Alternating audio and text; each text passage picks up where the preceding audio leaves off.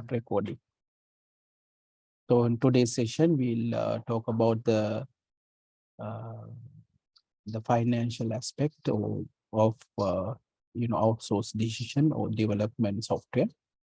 So last time we discussed about when you take software development, you can either develop software within the organization or you can outsource, right? So now, if you look at what happened early days in earlier, we can develop the software within the organization, or you can purchase a software package. You can hire consultants, or you can hire outside resources. But now, when we have companies, we have more choices.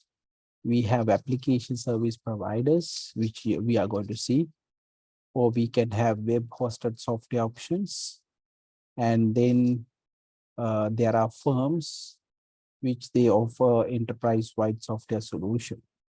Now, the problem with this is, now when you want to build something, which strategy should be used, right? So that we need to carefully select, right?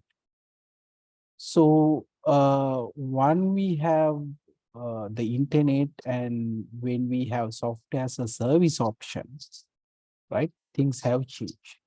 In traditional model, people develop and sell application packages, and then usually, those who needs that service or the software, they have to purchase the license. Now, with the software as a service with cloud computing, right? So here, the software model is normally now what happens, your software will be in in hosted environment in a server, and then service can be taken over the internet. And the advantage the people got from this model is now you don't have to worry about hardware maintenance, software maintenance, operation support. Everything is minimized. Now hosting software in a cloud-based environment is very easy now. Only if you have money to hold that. Now, if I show you like what has happened with the software as a service as a figure, early days we had everything on premise, which means in an organization, starting from networking, storage, servers, virtualization, operating system, middleware, runtime, data application, everything in one single place, which means you manage everything. The organization manage all these things. But with the cloud computing, what has happened? Things have changed. Now, one thing, what has happened, we had, infrastructure as a service, which means the networking, storage, servers, and virtualization, you are going to purchase from a vendor outside. And then you are going to manage other things like operating system, middleware, runtime, data, and application. We call infrastructure as a service. Then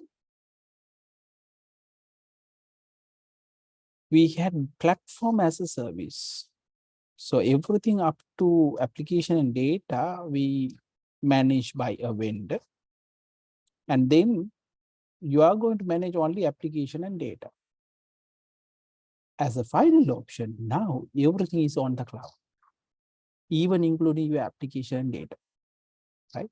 So this is what has happened over the years, which help now user can focus more on the application and they don't have to really worry about other stuff, right? So you can see some of the software as a service options available, right? For example, even in Microsoft 365 or Google Workspace, some example what we use in day-to-day life for our individual productivity. And then we will have communication. We have Zoom, for example. again, software as a service application. Then we have Confluence, Jira, Trello, like we use for team productivity, again, implement as a software as a service, right? And then if you take finance, SAP, Oracle, they have all gone into software as a service module. E-commerce solution like Shopify, for example. So you can see in almost all the different fields, now application came as a under the software as a service category. Right. Now, this is the foundation, what we call centralized computing.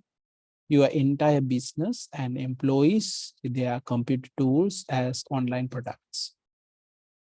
And all the processing and file saving will be on the internet, right? So I think that's how we operate in most of the application nowadays. Now, similarly, when you have a traditional system, right? Then we have, a web-based development. We can make use of what is rightly available, right? And then now we have internet-based systems. In internet-based systems, we use web as a platform, and then it is used to handle what we call the enterprise-wide application, right? And these systems are more scalable, less dependent on some hardware and software, right? Okay. So in traditional systems development, we can see that system design influenced by compatibility issues, existing hardware, software platforms, and these systems are designed to run local and wide area company networks. And these systems often utilize internet links and resources. Right. Then the development, usually you will have three parts. You can have in-house development, purchase the software, or you can use some outside consultant.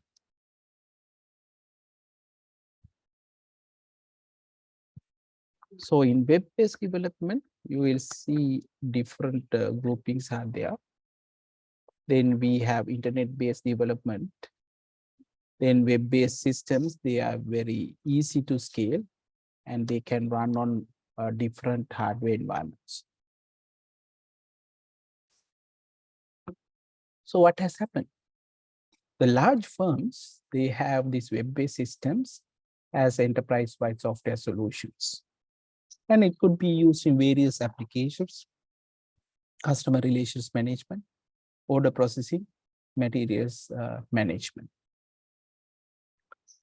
And web-based software treats software application as a service that is less dependent on the desktop computing power and resources, right? And when companies take web-based software as a service, not like as a product, they can limit in-house involvement. And then these website software usually require additional layers we call middleware to communicate with existing software legacy systems. Right. Now let's see what has happened over the year, the development of web. You know that now we have web 1, web 2, and even web 3. So web 2.0 means the second generation of web. And this will collaborate, enables people to collaborate, interact, and they can share information more efficiently, right? And what thing is, like when you have use applications, right? We can have without limitation, we can use like number of users. And Web 2 environment enhance the interactive experience.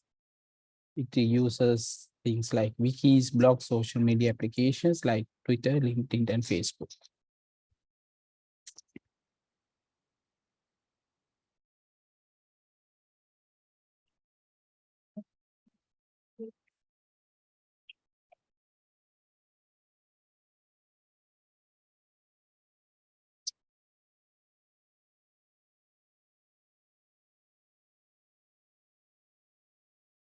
This figure shows you like some changes happen in Web 1 to Web 3. Now in Web 1, we talk about simple basic web pages, use of HTML, e-commerce, and we will also talk about Java and JavaScript. With the Web 2, we have social media, mobile access, high quality camera video, apps, crop monetizing your data, high speed communication, global internet access. With the Web 3, you have more meaningful items. Semantic webs use to monetize their data. VR, AR, permissionless blockchain, artificial intelligence, and interoperability. Right, outsourcing we have already discussed, so I'm not going to discuss it here. And then we have some people to, making a decision whether you are going to develop on your own, which we call in-house development, or you can actually go for commercial software package. Sometimes they are combination. We can say customized software we can use for implementation. Right. Just to summarize what we have discussed last time, if you thinking about in-house development and with software package purchase.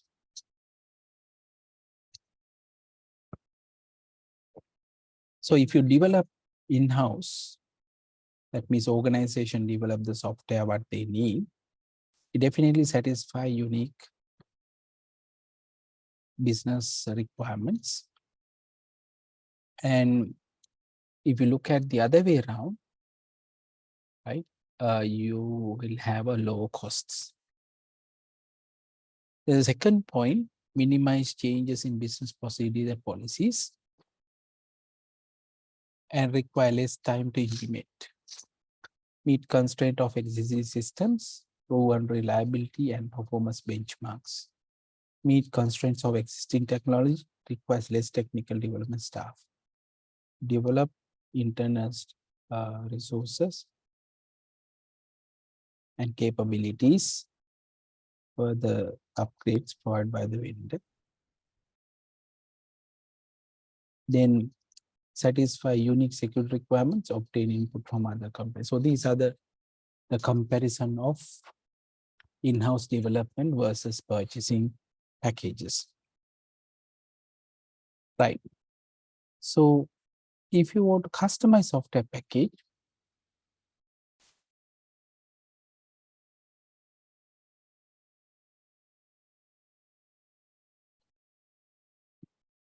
so when you want to customize, the steps are given. You can purchase basic package and you can negotiate direct with the software vendor, or you can purchase package and make your own modification. Right. Now I think we came to a place where we can talk about them mathematically. Right. So when you talk about the development strategy, we have to think about something called total cost of ownership. So in short, we say TCO. So what is TCO? It will include direct costs, for example, acquisition, building rent, and so on, and indirect expenses, ongoing support, maintenance.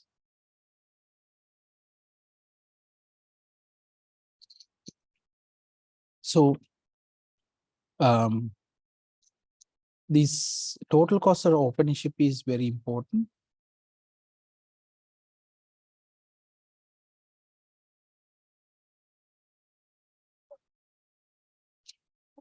Right. So we need to calculate the total cost of ownership. So let's see how we can find that. So to calculate this, we are going to talk about three different financial analysis tools. First one, we talk about something called payback analysis. When you say payback, what it means to get to know how long it will take the system to pay for itself through reduced cost and increased benefits. Then return on investment, ROI, which companies project total return with its total cost.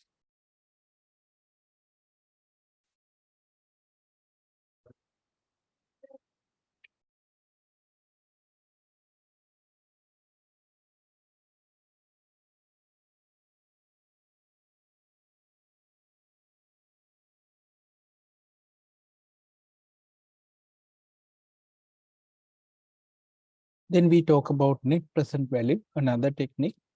There we value of a project by adding cost and benefit the relevant time they occur.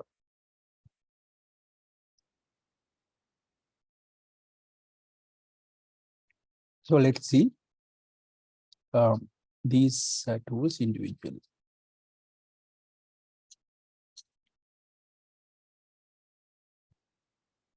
So the task that we are going to accomplish is called cost benefit analysis.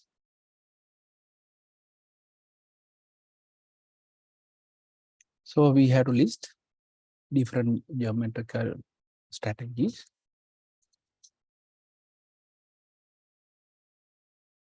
Identify all cost and benefits for each member.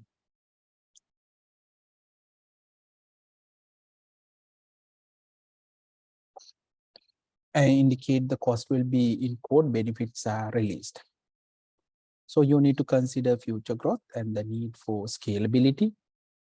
Should include support costs for hardware and software. And then different licensing options, fixed fees or formula based.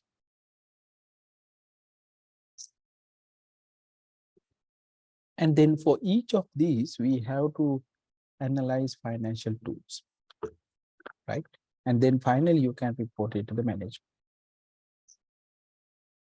Right. So when you talk about the process and how it happens, this is how it happens, right? We need to process of acquiring systems.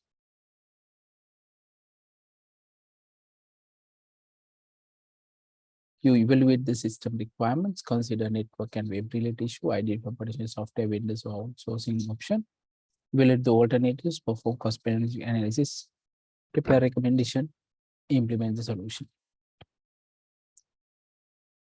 So now let's look at different costs in core when you implemented this. So it can be tangible or intangible.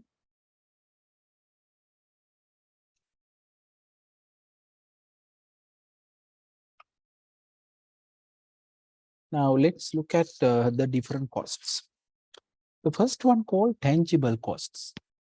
So when you can assign some dollar amount, then it is known as tangible costs. Employee salaries, hardware, software purchases, and office supplies.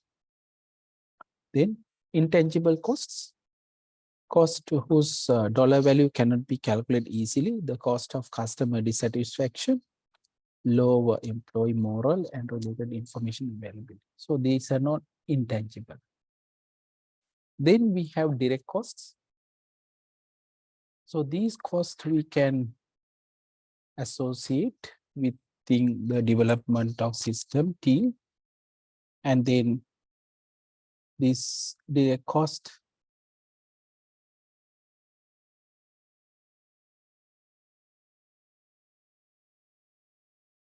right. Now when you say direct cost, we can say salary of the project team members, and purchase of hardware that is used only for the new system. And then indirect costs, overhead expenses cannot be attached to the development of particular information system. The salaries of the network administrators, copy machine rentals, and insurance expenses are examples of indirect costs. Then we have fixed cost. Now, fixed cost, they are constant and it will not change of the activities. Many fixed costs, we have regularly, we can have salaries. So variable cost we can use depends on the activity. So for example, cost in printing paper, suppliers, telephone, charges, these are some called, right, operational costs. Now, sometimes some costs may appear in more than one place.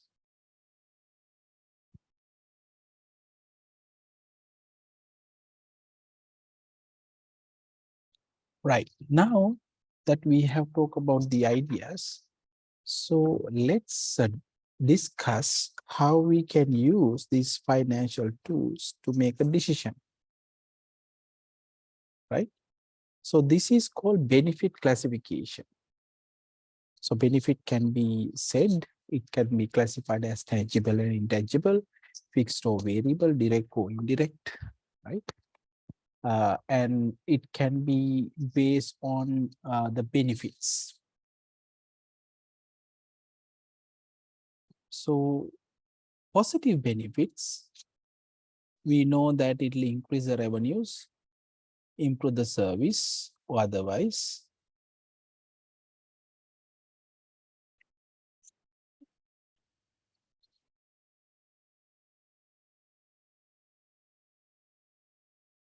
Then we have cost avoidance benefit. So that means extension expenses that would be necessary if the new system were not installed.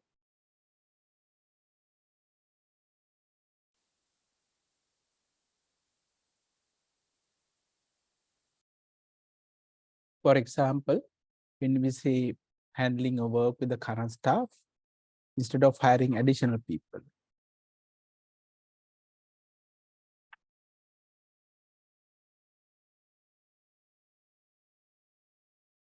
So since now we discuss about the costing, so now we can look at some tools that we can use for financial analysis. So the first one we call cost benefit analysis. It's a process of comparing the different costs of information system, and then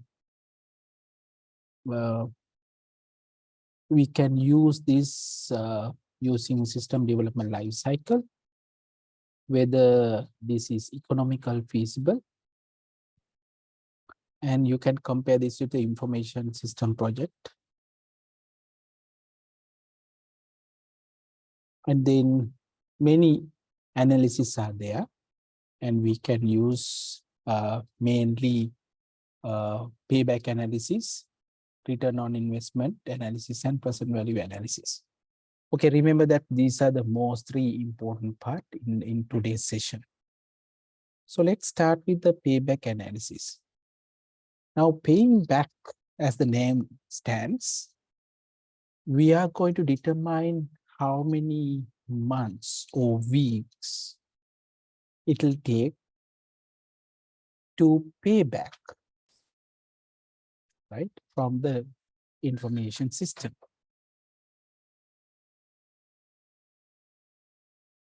So how are you going to do payback analysis? First one, you have to determine the initial development cost. Then estimate annual benefits. Determine annual operations. Right? And then you can determine the annual operating cost And then you can find payback period by comparing total development and operating cost to the accumulated value of benefit provided by the system. Okay, now let me explain using a graphical representation. So in this axis, you have time, and this axis, you have costs. So the costs are high in the beginning because this is the place where system development comes in.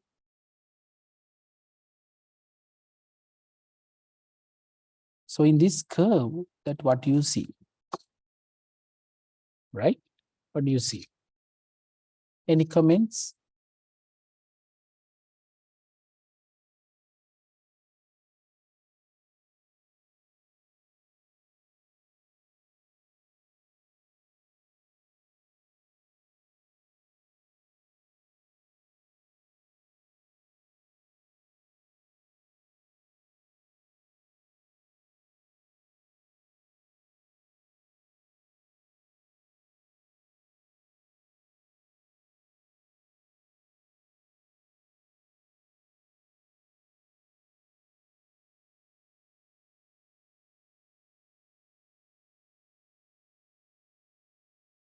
So if I go from the beginning, you know that when you are developing a software, initially you have to spend a lot of money.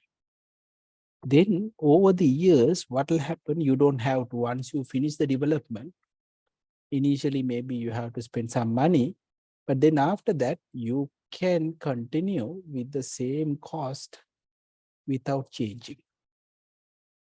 And when it comes to the end of the system operation, again, prices go up. So typically, this is how it look like. So first look at only the benefits. So benefit means you implement the system after this line, and then it will increase the benefits, right? So we have benefits, and then you have a costs. And the area we call payback period, right? So we can decide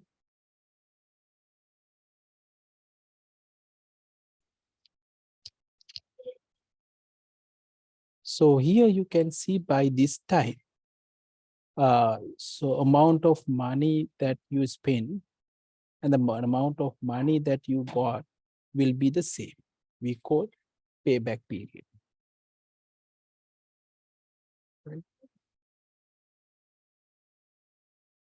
So when you are conducting payback analysis part, you should remember we need to calculate the time it takes for accumulated benefits. And then to equal the accumulated cost of developing and operating the system. When you have a balance, then that indicates that you are finished. The dash indicates a payback. Right. Now let's try to understand this payback period using two examples. Let's say we have two projects, project A and project B. And you can see there are some labels in the table.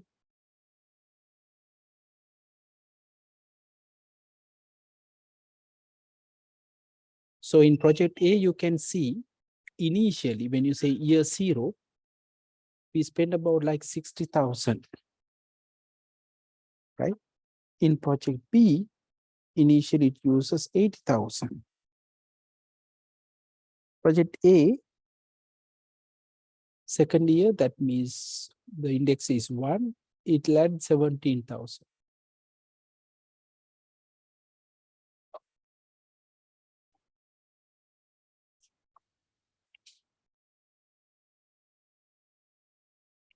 So you can see the two may different based on the number of years.